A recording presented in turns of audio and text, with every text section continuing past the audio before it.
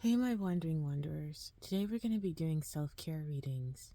Please note that we're going to be using the Tori Heartman's Chakra Wisdom Oracle deck for concepts, while we're going to be going deeper with additional insights and awareness with the Chakra Wisdom Tarot deck for the additional insights and awareness. So please note to have your own experience and discern this information for yourselves when we go through it, okay? Alright, let's get to it. Dear Universe, please give us a clear channel of your guidance. Please give us a clear channel of your guidance.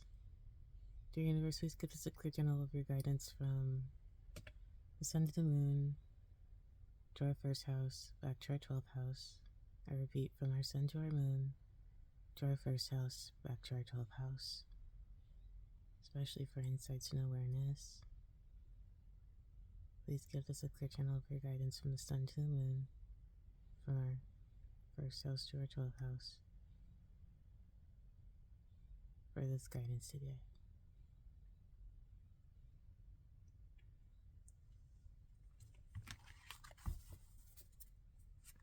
Let's go ahead and shuffle.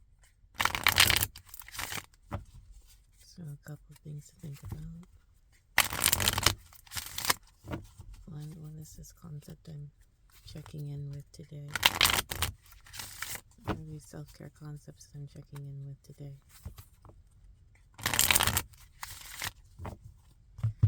How am I aware of this aspect within myself?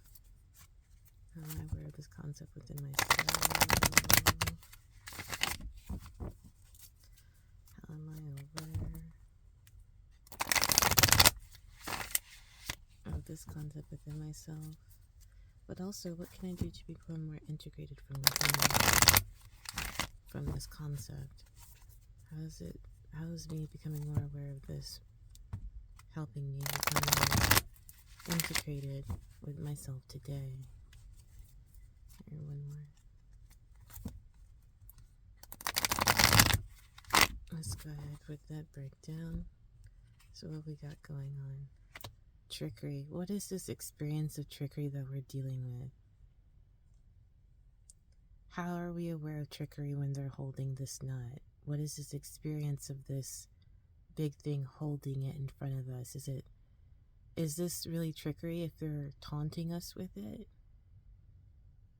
What is this experience of trickery? Is it really trickery if it's a taunt? Or is it even a taunt? What is this experience of trickery? What is this experience of us becoming aware of what they're holding? Are we aware of how they got it? Are we aware of the experience of how they got it? Are we paying attention to the experience, or are we just paying attention to the fact that they have it? Is it only trickery because they have it? And are we paying attention to the entire experience of what actually occurred? Food for thought. Dealing with constructs of trickery. Let's go ahead and pull additional insights and awareness. Six of Wands, Death in Reverse, and Eight of Cups. So when it comes to dealing with this aspect or this experience of trickery and how we're paying attention to how they got it, or the overarching experience of how they got it, what is this perception that's victorious in this way? How is this perception victorious? When it comes to understanding this transformation of what was actually projected, how does this help us register what we're emotionally stepping away from today?